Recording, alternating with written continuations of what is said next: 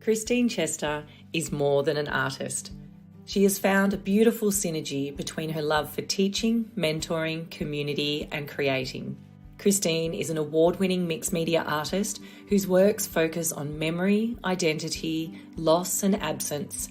She creates work to exhibit as well as developing fabrics and quilts as part of her teaching. Inspired by her own experiences of a family member living with dementia, Christine uses printed transparent fabric and papers to generate fractured imagery that expresses some of the confusion surrounding the disease.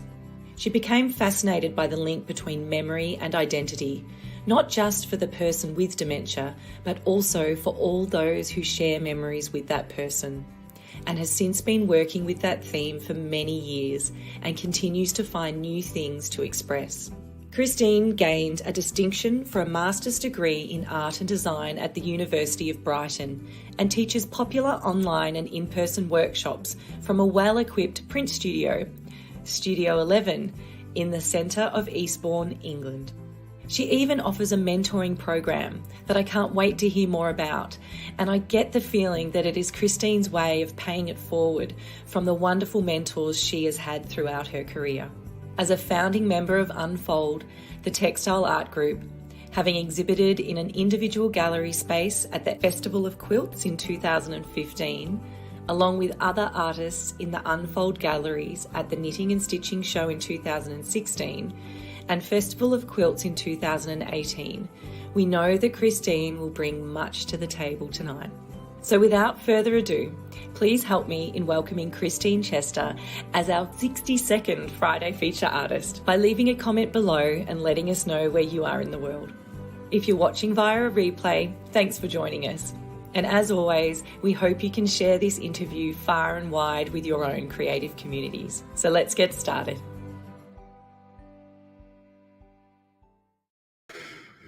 Hello. Hello, hello. Lovely to be here. We're shaking off our nerves in the background because it's been a while since I've been in the hot seat as well, and my palms are a bit sweaty. You'll be fine. That should be you saying that to me. I know.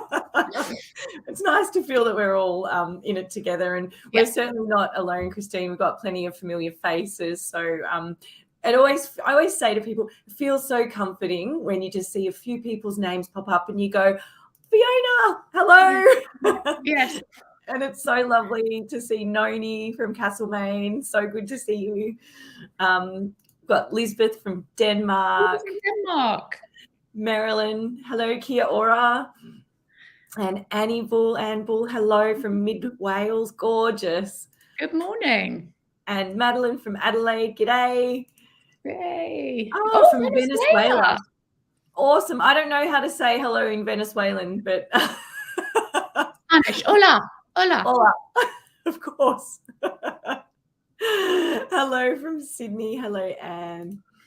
And Israel. Oh, it's gorgeous. How lucky are we to be able to connect with people from all over the world? Hello from London, Wiltshire. Oh, from Eastbourne, around the corner. Janet, hello.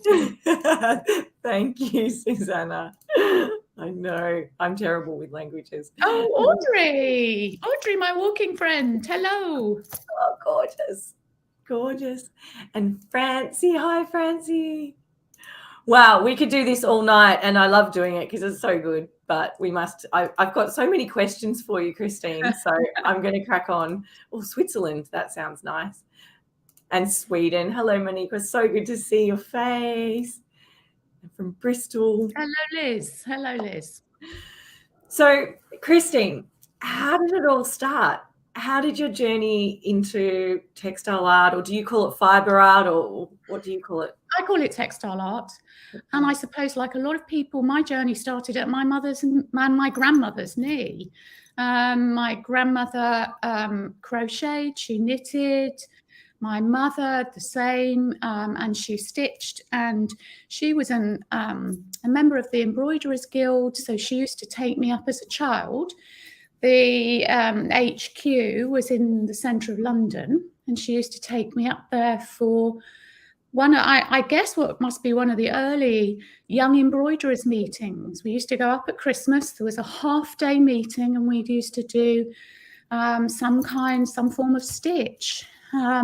Finished off with a pantomime in the afternoon at the Palladium. It was great. So yeah, I learned my stitching and my love of all things textiles from my grandmother and my mother, and then just kind of I gave up smoking. I took up smoking when I was 18, when I went to university, and kind of, and then I gave up smoking when I was 25. I thought, this is a bit, and needed something to do. So I went to embroidery. I just got, I kind of said to my mum, Mum, I need something. So she had some transfers. She had some blue transfers, the iron-on transfers. She gave me some stranded threads. She gave me a couple of magazines that told you how to do the transfers, and I made a couple of cushion covers, and very standard embroidery stuff. But that's where it started, and it kind of stayed with me. It was always my go-to thing, if I wanted to relax in the evening or do something. I've never heard that before, and it makes so much sense that, to obviously that repetitive motion, but then to replace that with, because you do need to replace a habit with another habit, don't you? You do. And you can't just sit there when you've given up smoking. You can't just sit there, because that's when you kind of go, okay, and you kind of reach for something automatically. Well, so I replaced that reaching with sewing. Something more healing. Well, they say fibre art's very healing. So yeah, how gorgeous. Excuse me. So would you say that your family is part of your inspiration? Yeah. My mother is 96 in a week's time. Just a little younger than the Queen. And she is still coming to my Zoom classes. She can't come to the studio, sadly, anymore, but she comes to my Zoom classes. She's doing a class at the moment called Notice What You Notice. Yes. It's a class about inspiration and where you find inspiration, and doing research. So we have research topics every month. And every month she comes, she said, well, my research, I've been upstairs and I've looked in my samples, and here's what I did 30 years ago. And she was doing, really avant-garde, really contemporary things all those years ago. And everybody on Zoom is going, so and yes, 96 on Zoom. Totally my inspiration. Oh, and mine too now, and I don't even know her. That's amazing. Oh, 96. Well, happy birthday. Happy birthday to her. That is so exciting. And she must be so proud of you, Christine. She must. Yeah, that is really beautiful. Yeah. Well, I was introduced to you, and I've been following you on the socials for a while and things like that, but we have a mutual friend, Claire Ben, and I was talking to her a few months back, and she goes, you must talk to Christine. She's amazing. And when Claire says you must, right? Yeah. So I was like, yeah. So I was like, I must talk to Christine. So how has Claire influenced your work? I was interested to know how you guys got to know each other and how she's influenced you and your work. How long have you got? We've got an hour. Well, Claire and Leslie. Claire, Ben and Leslie Morgan started Committed to Cloth back in the early 2000s. And I came across them probably 2003, 2004. I used to take there was a nice gallery about 30 miles away from town. And when I was working for college, I was able to take my students out on day trips, on field trips. So I would take my City and Guilds students, my patchwork and quilting and my embroidery students. We'd go out and we'd go to this local gallery when there were textile shows on, and there was a textile exhibition on by this community, or by this place called Committed to Cloth. I didn't know who it was. I got there and I thought, well, I know Leslie Morgan's name. So because I'd met her through another group, the Computer Textile Design Group. She was one of the founding members of that. So I'd already met Leslie. But when I went into the gallery to look at the exhibition with my students, it was Claire who was there stewarding. And I got chatting to her. I noticed that they did courses, and I got chatting to her. I was at the stage where, yes, I'd done a lot of work with my mum, and I'd been through my city and guilds, but I was looking for something that would challenge me. And as I started to talk to Claire, I realised that this was the woman who was going to challenge me. And she was going to be able to take me forward along with Leslie. So I started working at Committed to Cloth Studios, probably 2004, something like that. And they both continue to mentor me. I continue to kind of take, problems to them. And whenever she does a course, Claire, that is about taking risks or facing challenges, I will try and do that, because I know that I've done a lot of things, and because I'm a teacher and I teach a lot of other people, actually risks for me are difficult to find, because a lot of the things I do is very familiar. I know that Claire will make me do something that I don't want to do, she knows how to make me take a risk. She knows how to push me. She knows how to push me forward. So yeah, and their model, her and Leslie's model of creating that wonderful, supportive community that is promoting textiles as an art form, not a craft, but as an art form. I find that so inspiring. And so that is what I modelled my own studio on when I built Studio 11. I want to get into your textile work, but let's talk about Studio 11, because it's just feeding in so beautifully. So everyone hang in there. We're going to get to Christine's beautiful work, but I want to hear about Studio 11, and because this idea of paying it forward, right? So I feel exactly the same way as you after meeting Claire in person and spending some time with her just last week, actually, at her house. And it's amazing. And she's got her studio, but it's just such a home and such a warm and welcoming environment. And she's so supportive of the arts and creativity. And she told me to buy these books and read these books. And so, like, I'm a good student as well. So I've got the books, and I'm, and I'm reading the books, and, she just wants to nurture people. But that idea of, like, I've just come away with so many ideas about how I would like to pay it forward in the future as well. Not quite there yet with the ambitions of arts residencies and things like that, but it's there. The seed's been planted, Christine. So yeah, amazing. So when I was offered the opportunity to take redundancy from college. I worked in a college with adult students as part of a further education college for many years, about 20 years.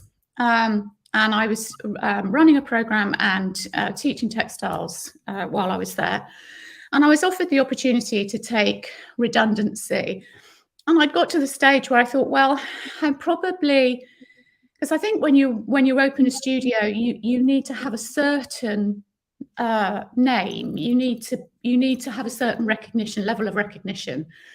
And I had put work into jury competitions, and I'd thought to myself, well, probably now is a good time. I think I've got enough local people who know me locally and people who may know me a little bit further afield to actually be able to start to attract people to a studio. So I opened a studio much along the same line, with the full support. I mean, amazingly, they were only 40 miles up the road, Committed to Cloth, but with their full support, I opened a studio in Eastbourne to model Committed to Cloth and to build a little community on the south coast, because their community pulled from a lot of Greater London. And you can see this is my new studio. It's had a couple of iterations. Studio 11, it was in a bigger studio, and now it's in a nice, small, converted chapel, or possibly a chapel school. And it's just big enough for a few students, got a little kitchen and a nice sink. And we have, it's quite an intimate space. So there's lots of conversations that go on. So it's not just about, I heard once that somebody tried to put adult learning down by saying, oh, well, they only ever talk about jam making.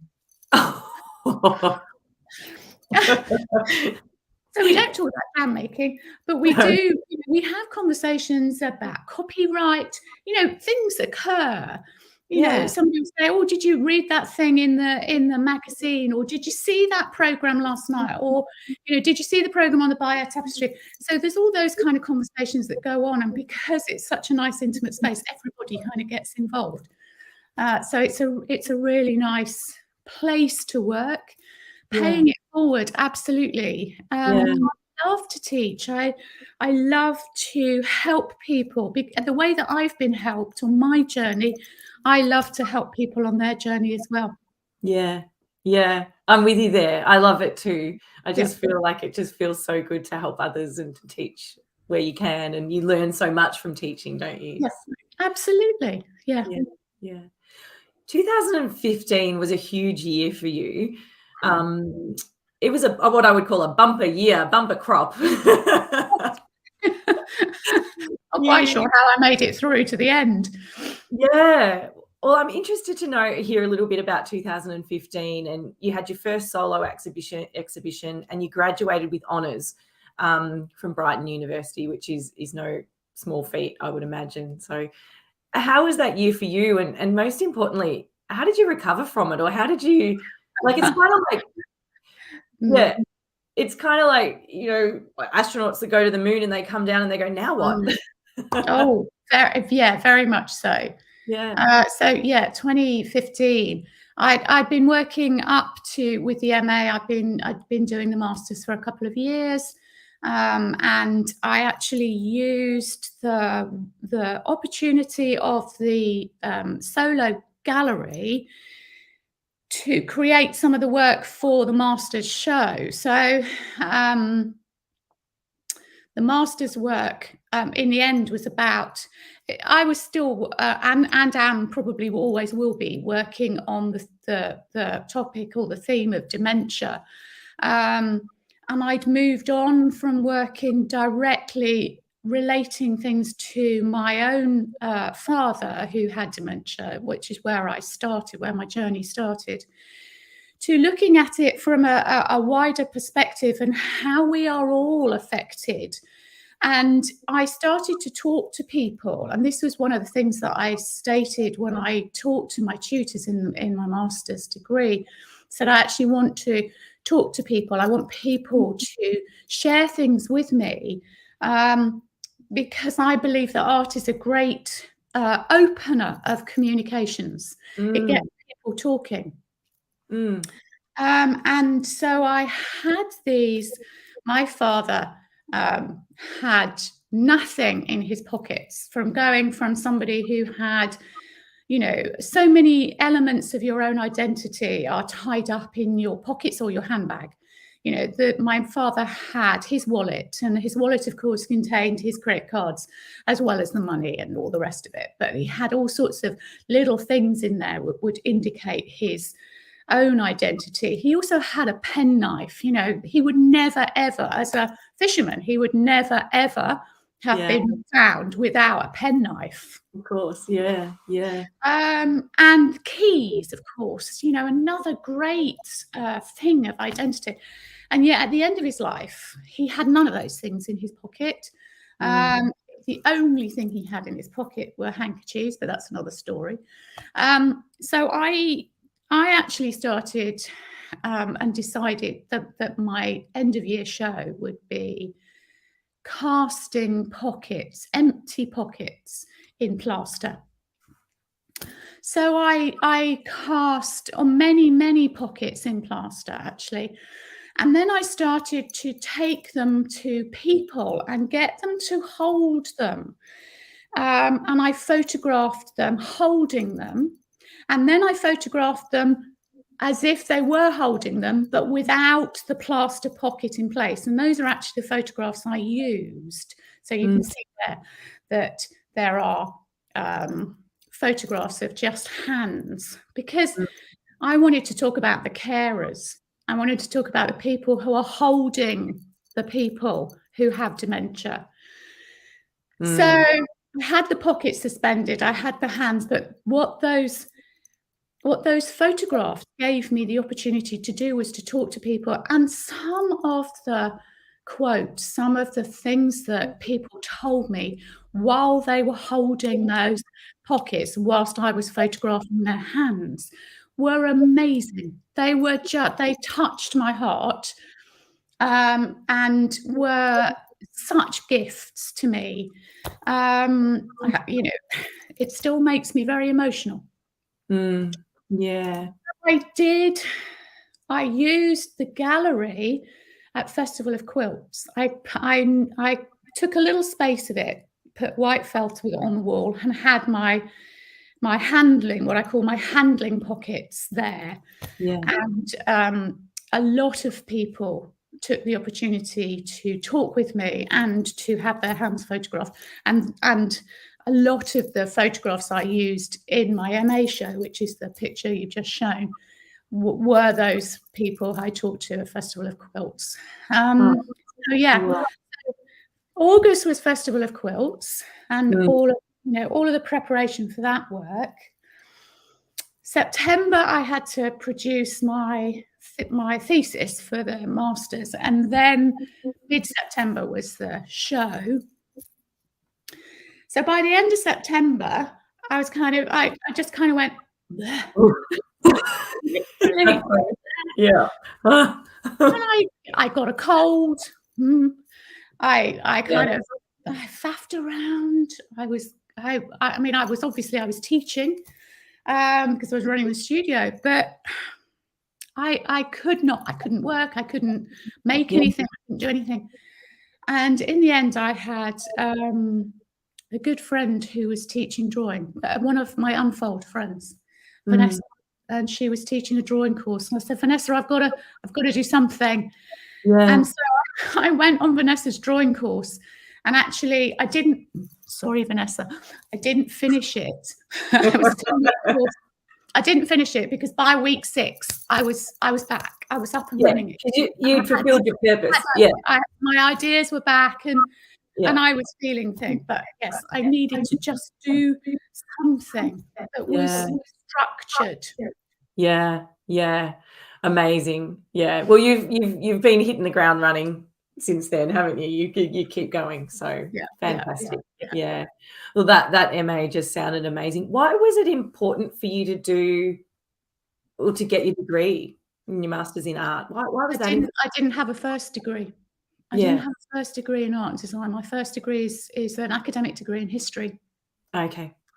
And I was working in an atmosphere where I was working in a college, in an art school where everybody else had an art and design degree.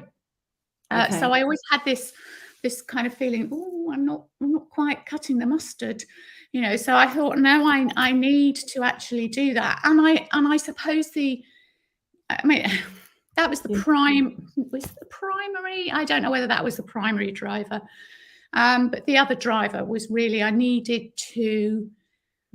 It's back to that thing about challenge. I needed to step forward. I needed to move forward. I needed to challenge myself. And I felt that, okay, I was making work and I was doing that, but I could have sat back and actually continued to make work, which was safe, and that I felt was a risk. And as a teacher, as well as an artist, I didn't think that was quite right. I can't encourage people to move forward as a teacher if I'm not prepared to do the same. So I wanted something that would actually help me to move forward. And it did make me think in a different way.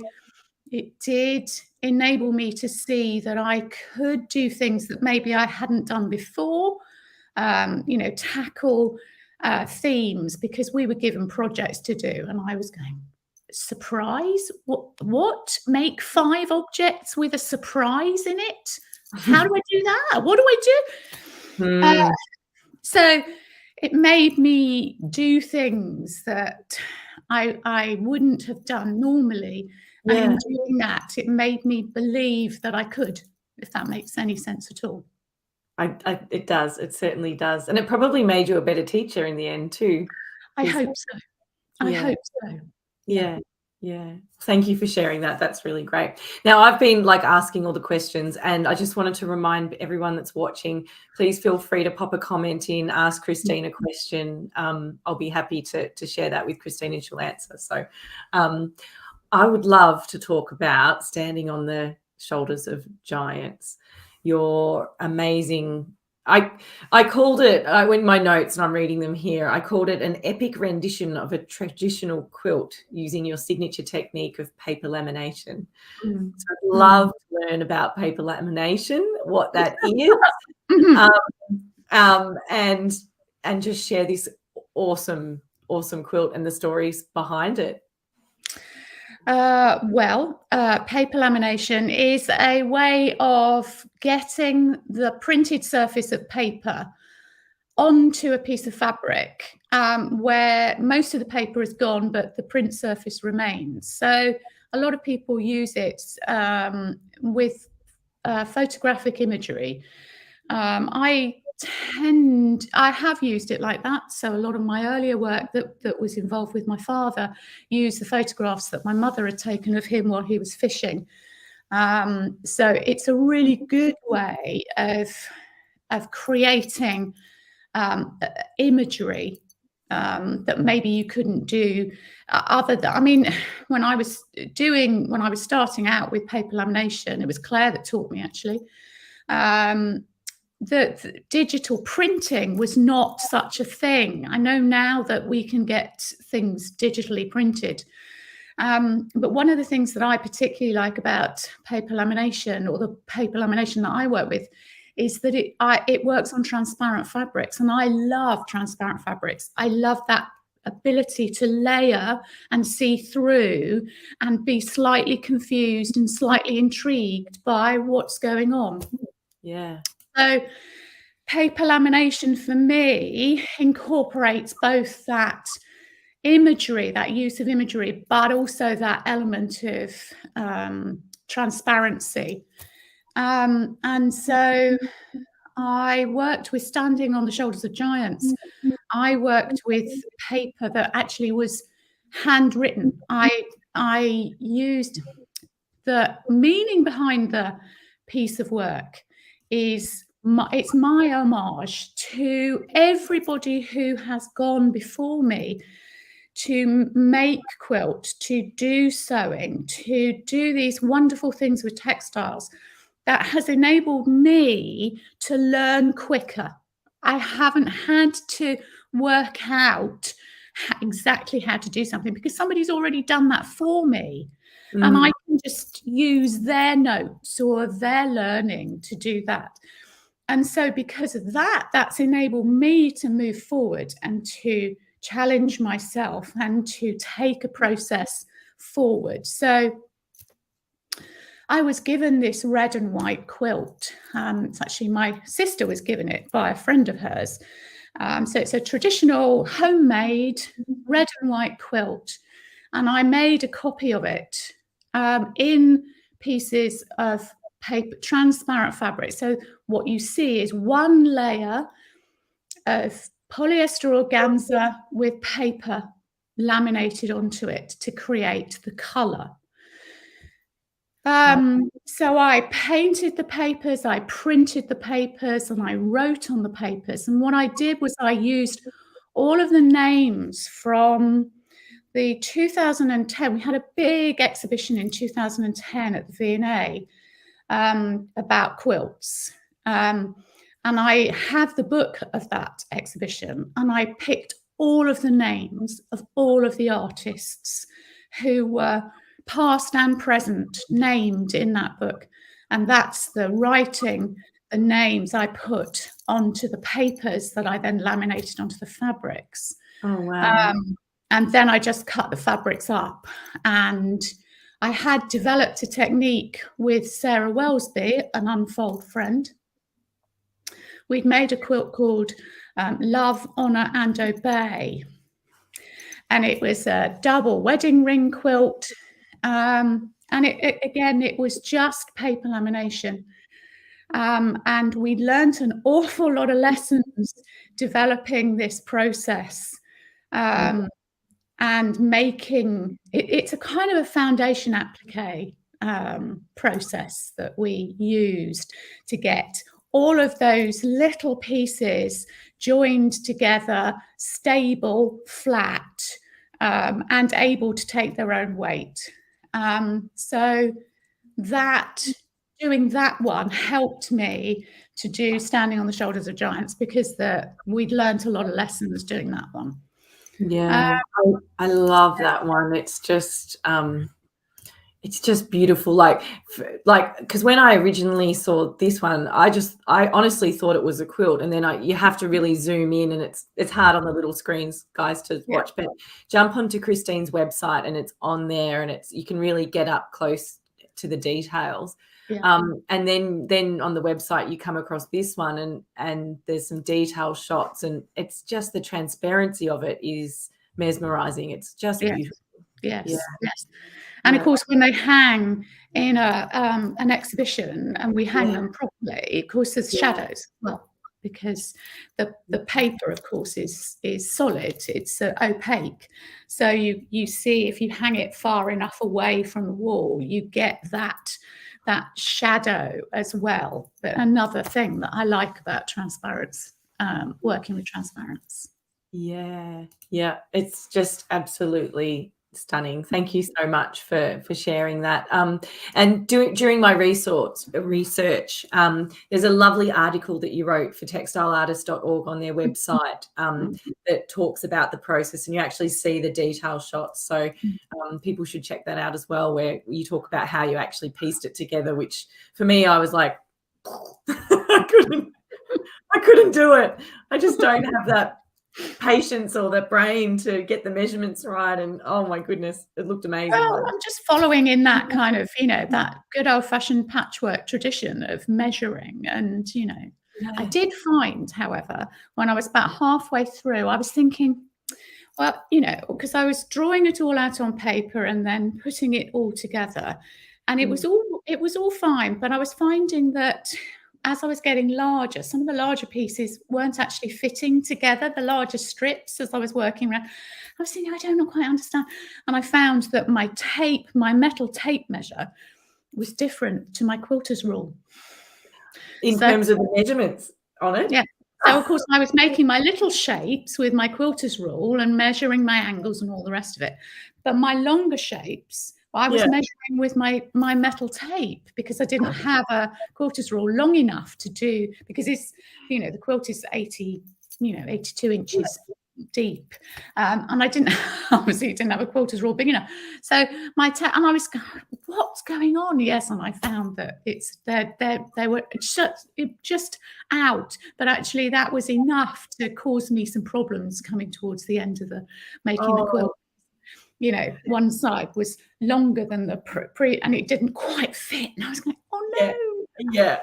So there was a little bit of, as you do, all patchworkers do. There's a little bit of tweaking and, makes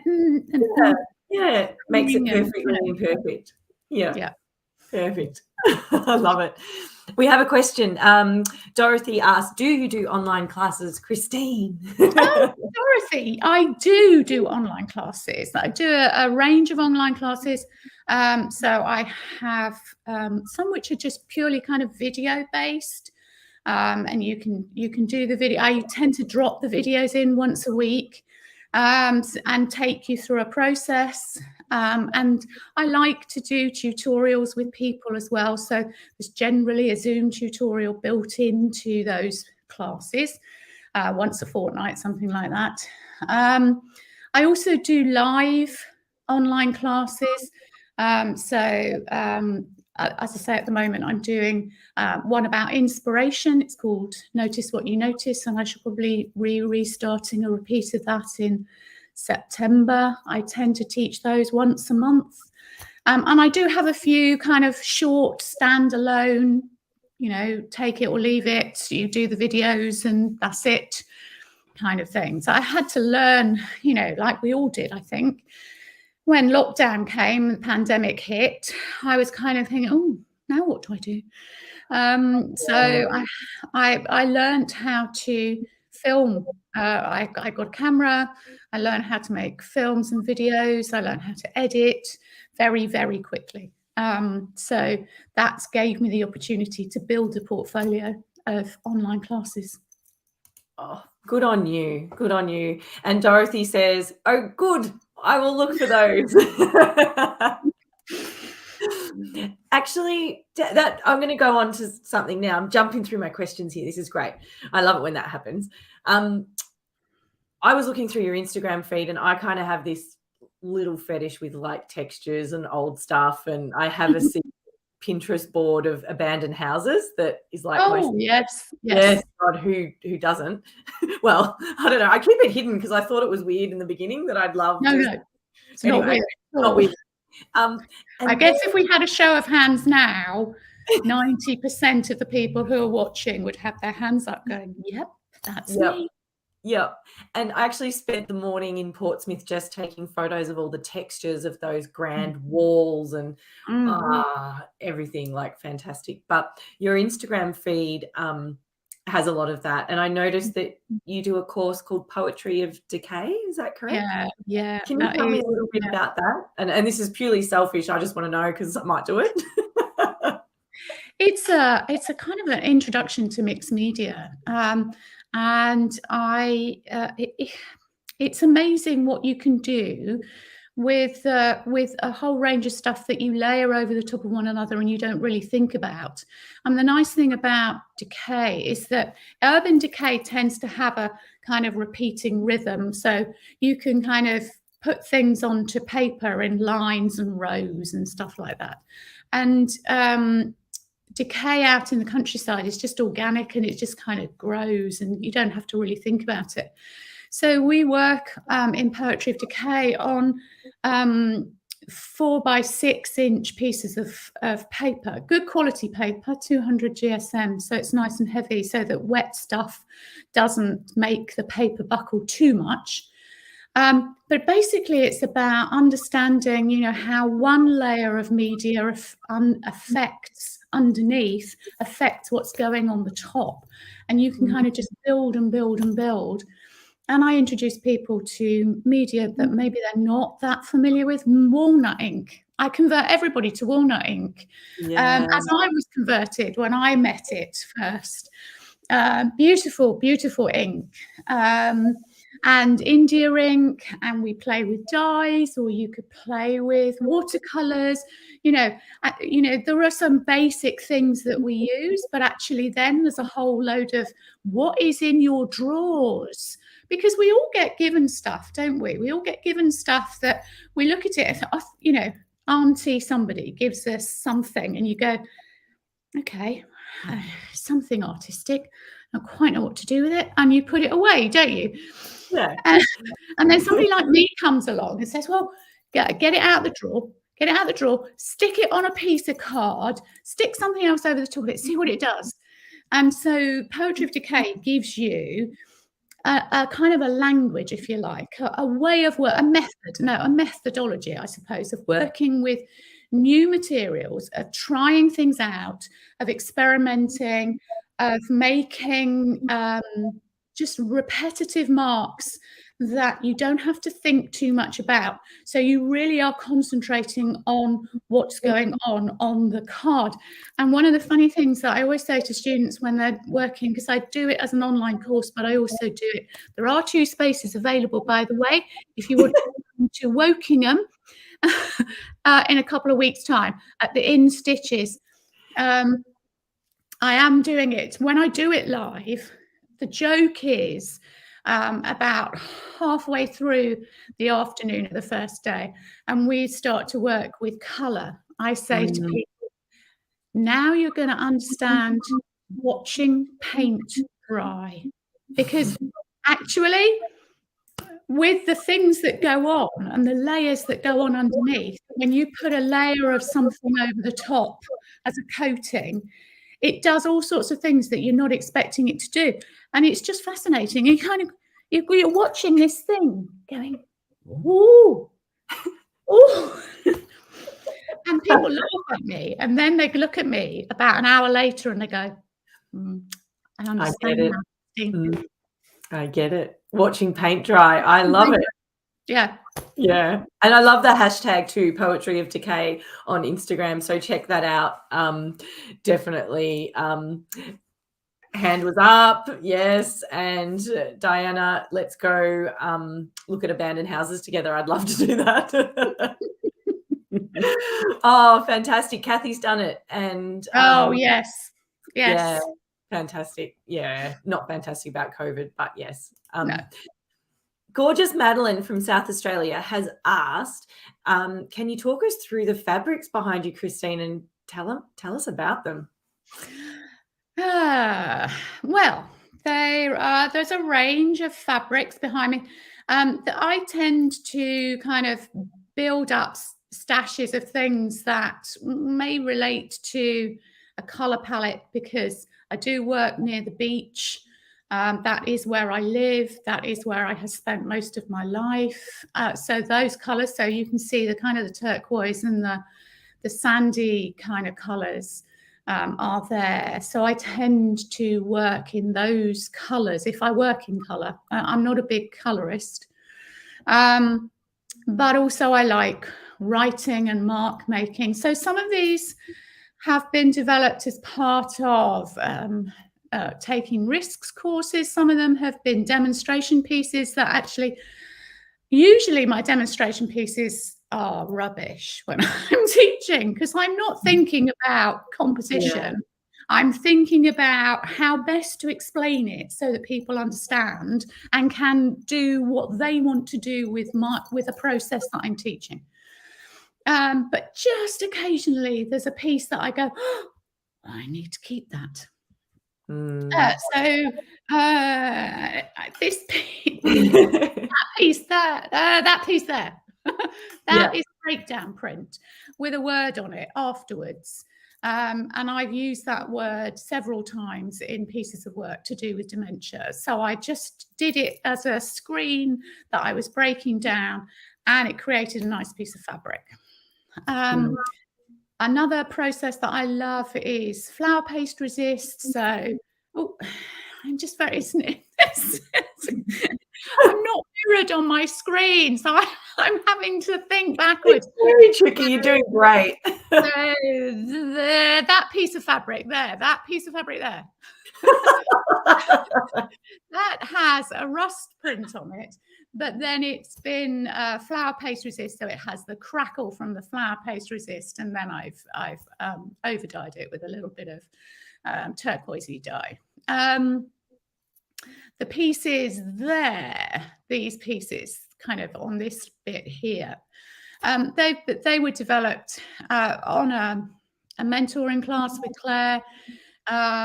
She made us write a whole load of things in answer to a question about a week before we went on this retreat with her.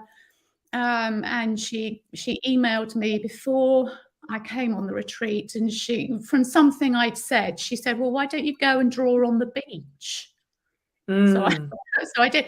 So I took a whole load of fabrics out and various implements, and, stuck things on, because our beach is stony, it's not sandy. Yes. So there's a lot of texture underneath the fabric. So I was kind of exactly. So I was writing, and trying to do things at the end of meter-long sticks, and I got charcoal, and I got quink. I got all the stuff that I like to use, and made all these bits of fabric. So they kind of sit around, and I every now and again I take them off and I reorganize them because things change. So that piece of fabric there, that squarey piece of fabric, when I first did it, I hated it. Yeah. Couldn't see the point in it at all, even though it was, part of the challenge, and I was looking at and now I'm looking at it thinking, actually, there's something in that. So I as I grow as an artist, I have to reassess the things that I've done, the preparation that I've done. So these could be backgrounds. They could end up by being bits of things that I do. They could just end up by being bits of quilt, because I am at heart a quilter, so I do occasionally like making a proper quilt. But a lot of them have got acrylics on them, so they're mixed media pieces, so they're not going to be suitable for quilt making, but they would be suitable for pieces of art. So those are my kind of background. They're also my inspiration, if you like. I like to look at them. I like to take them out and stroke them. Yeah, those are my favorites. Yeah. Thank you so much. I hope that covers it, Madeline. It was really, really great. It's lovely just to know that, you don't always have to love everything, just keep it, and just you will change, or your opinion of it will change. Madeline says thank you. So that's beautiful. You're welcome. And Hazel also says thanks for the shout out. There you are, you see, still 2 places. There you go, 2 places. Hazel, pop a link up. That'll be absolutely fine. Pop a link up. We'll get those places filled for you. If I was still there, I'd come, but no. Back home. Now, what do I want? Hazel's very good with technology. She might be able to do you a Zoom link. Oh, really? Oh, no pressure, Hazel. No pressure. No. I don't know how that would work. I've often thought about how you teach a live class but then film it. But I just don't know. I just feel like that live classes and online classes complement each other so well, but do they complement each other simultaneously? I'm not sure. I don't know. I mean, we've actually had to bite the bullet and do it a couple of times, because I had a couple of teachers coming to work on retreat here. So I had Sue Lawty, who's a fantastic weaver, and she came down, and her course, was scheduled for April 2020. Yeah. So that didn't happen. So we pushed it forward to September 2020. Well, that clearly wasn't going to happen. So we kept pushing it forward, and in the end, we did it last year. Yeah. But one of the people who was due to come on that course was not in mainland Britain. So she was actually stuck, but she was desperate to do the course. So bless her heart, Sue was very, very accommodating, and actually, with the technology that we had, we did a Zoom link so that this person could actually join the class and do the work. And Sue took the time to talk to her direct. The problem is, of course, yes, the camera. So, we didn't have that kind of camera availability. It was kind of, hold it up in front of the camera and do it, Yeah. And with the weaving, I suppose that was easy enough to do. With something more complicated, that might have been difficult. And we've done that again. I did that when I was doing my I did a poetry of stitch course a couple of months back in my studio. And one of the people got COVID. She had long COVID. She wasn't particularly desperately unwell, but she just couldn't physically get there. Just didn't have the energy. So we did a Zoom link for her. And it's so I think we're all having to adapt, aren't we? Yeah. The way that we teach, the way that we interact, but that adaptation, that flexibility has actually given us the ability to connect with people who are much further afield. Yeah. You know, I mean, I always laugh because my studio is in Eastbourne. So I actually only have half a catchment area because the other half is in the sea. Oh, yeah, it's true. So I only have a semicircle as a catchment area rather than a circle. Yeah. But now, of course, with Zoom and online stuff, I can reach the world. And I am so impressed with England's transportation system. I mean, Melbourne's is terrible. You never came to Eastbourne then, did you? Well, I wasn't far away. I was in Portsmouth. I thought that was pretty good. You can catch a train anywhere in England. It's lovely. It's so good. So, yeah, I just absolutely loved it. Yeah. Christine, I'd love to show a couple of your pieces that feature your dad, and talk about the theme of dementia before we wrap it up, because they're just too beautiful not to share. And whilst we're sharing them, are you able to talk a little bit about your process in terms of how does the idea come first, or do the works transform as you're making? Like, does the making inform the work, or the process inform the work, or do you map out the idea and you have a firm idea like you did with the Standing on the Shoulders of Giants that was clearly mapped out? How does your process work? And I'll show layers of memory and fading number 2. Okay. Not an easy question to answer, because I tend to flip. And actually, I gave a talk to the Contemporary Quilt Group in the UK about process and planning, because sometimes my pieces are planned and I know where I'm going with them, and sometimes actually they kind of get stuck up on a wall and auditioned and collaged and layered. So layers of memory, which is that one, that started off as a series of rust prints that I got, and I collaged as a background, and then some single laminations, some small laminations that I then collaged over the top, and then I had a big lamination that I'd done, which was my very first lamination that I did in a class with Claire Ben, and I put that over the top, and then so it was it really was a thing. I just auditioned that. I just put things up on the design wall, took them down, moved them around, and it grew underneath my hands, if you like. And then the stitching, which is a combination of, I kind of made it look as though I was couching over the lines of the netting.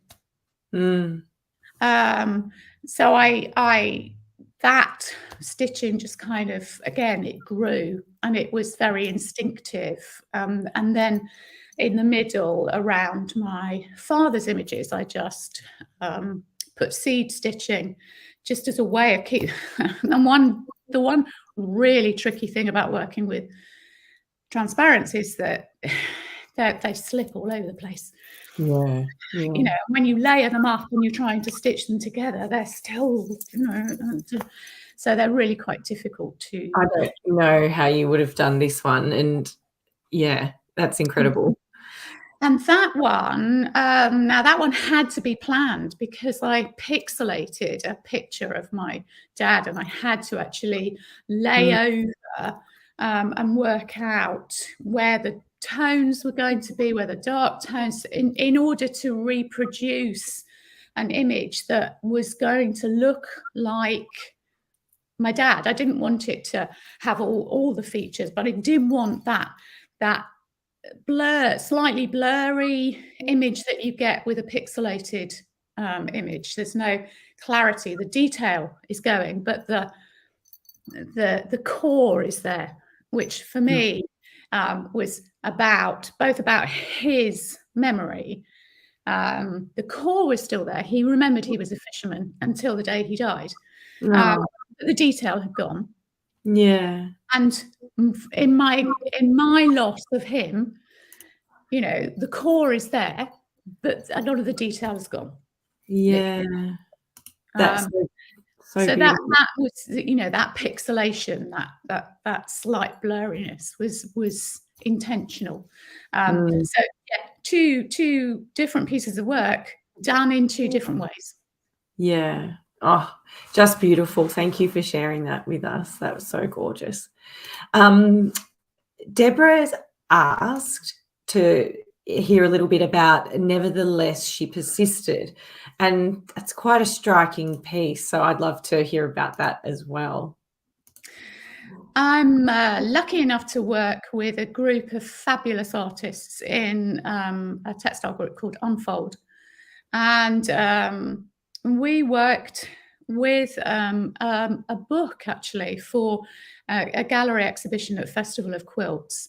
We met an author called Lynn Knight, and her book is The Button Box. It's called The Button Box, and it's a social history of women based on the buttons that they had on their clothing. So she would have a chapter which focused on a button, and she'd write a whole chapter about women from that.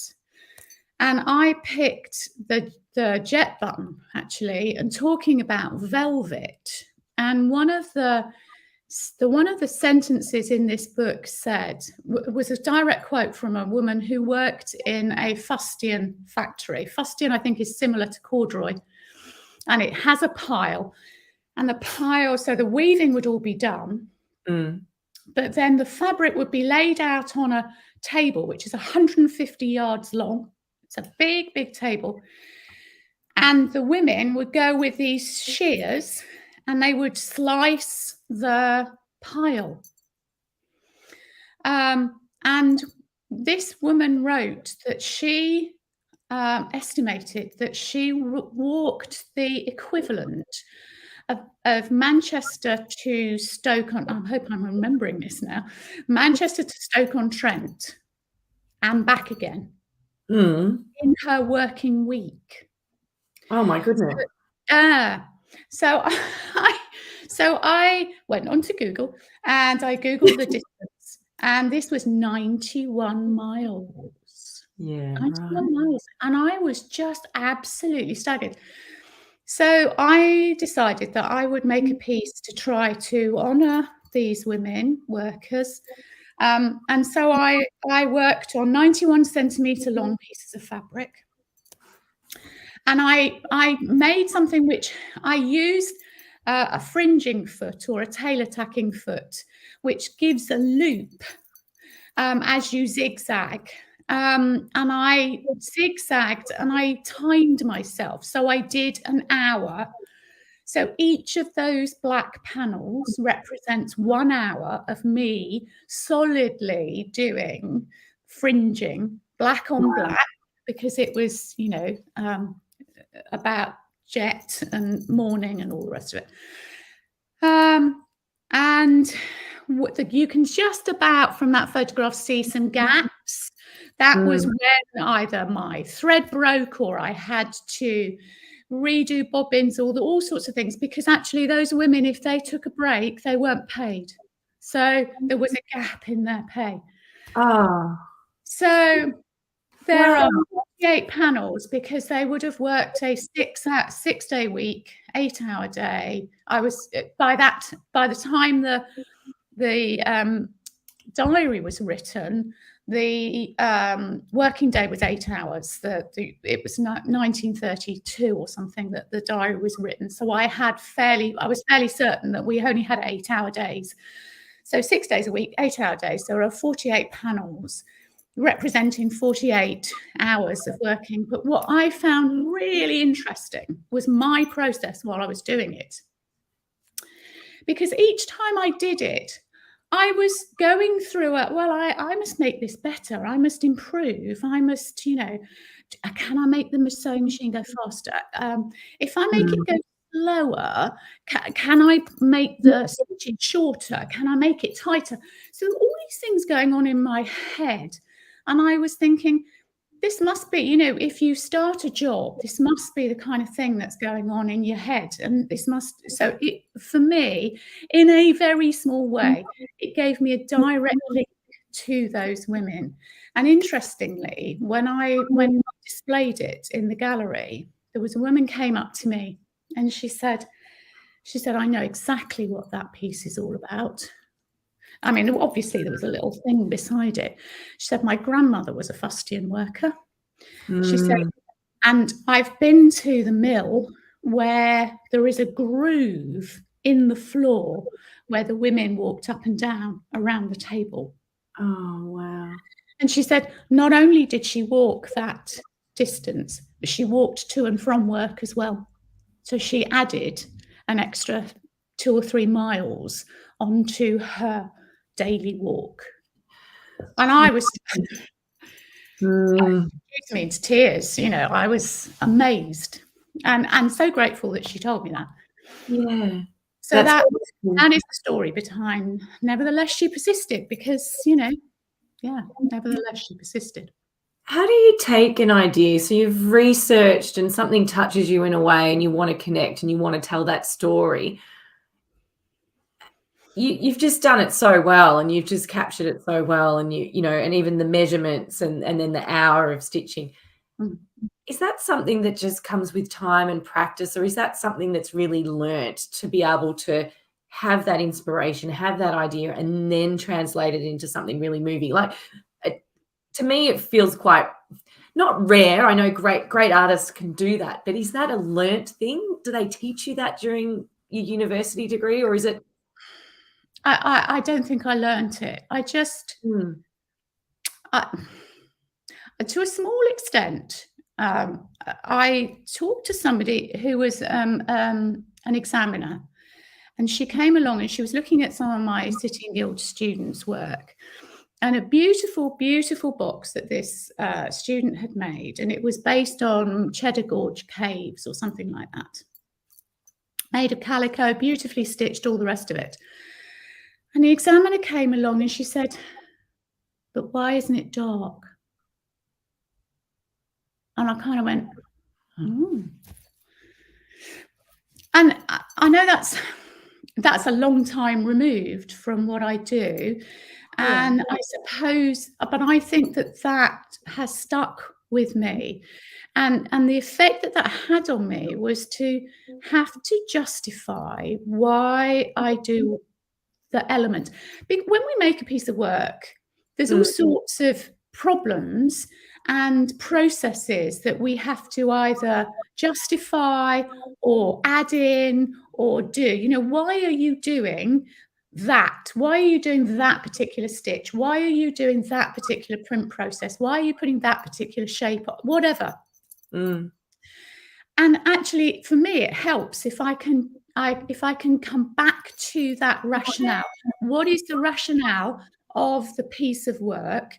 Can I make what I am doing fit with that rationale? So, you know, and that gives me something to hang everything on. And maybe then that helps the work to have a sincerity is not quite the right word. Authenticity, maybe. Maybe that it might not have otherwise. Every detail is intentional, and it relates back. So which is interesting, isn't it? Because, you know, we talk about being instinctual and following your instincts and letting the process drive you, but then you've really got to bring it back to the idea and the intention of the piece. And what you're trying to communicate, because things can get muddy. Things will get muddy. Yes. Be clear on your intention. Yes. And people pick up on that when they're looking at work. They pick up on that. You know, and if it doesn't resonate, then of course you're not communicating what you want to communicate. And that's, you know, I'm making work intentionally to communicate something. Thank you for sharing that. That was really good. I clicked myself off the screen because I was sitting here like this, like intent listening. Before I let you go, Christine, tell me about your tamari balls. I love them. They just look awesome. I love them. I learned how to make traditional Japanese tamari 30 odd years ago. And when I suppose that I like to rework tradition, you know, going back to standing on the shoulders of giants, I like to rework and reuse traditional techniques. And what I wanted to do with these tamari is I'm actually in the middle of making a piece of work which is talking about our age and the fact that certainly in Western society, women tend to be discarded as they get older. But I'm trying to make a piece. So I've got these balls which have been made with paper thread. So I've made my own paper thread. And I've stuck them outside to be weathered for a month. So they sit in my garden hanging from my little bushes and trees and, you know, washing lines wherever I can fit them. And they weather away, so they might have wire wrapped around them and they get rust spots, or they might have ink on them which runs and drains and does all sorts of funny things. And then I bring them back inside, I unwrap them and I reform them, because we are the sum of our experiences. That's I love that. So I'm making 62 of them because that's how old I am this year. Happy birthday. You look great. Thank you. Wow. I love that. We are the sum of our experiences. We are, aren't we? We are. And, you know, warts and all, we are still beautiful, and we are actually valuable for the life we've lived. And we should not be dismissed because we have a few wrinkles and, you know, our hands don't look perfect and, you know, all the rest of the things that women get dismissed for as they get older in this society. I think it's ironic that, of course, I'm choosing to use a Japanese craft where that is not the case. Yeah, their elders are honoured. Their elders are honoured. Yeah. I've experienced that, you know, even when I was in Portsmouth and I was dropping my mum off at the station and I didn't want to catch an Uber back, and I went, oh, it's only 40 minutes. I'm going to walk.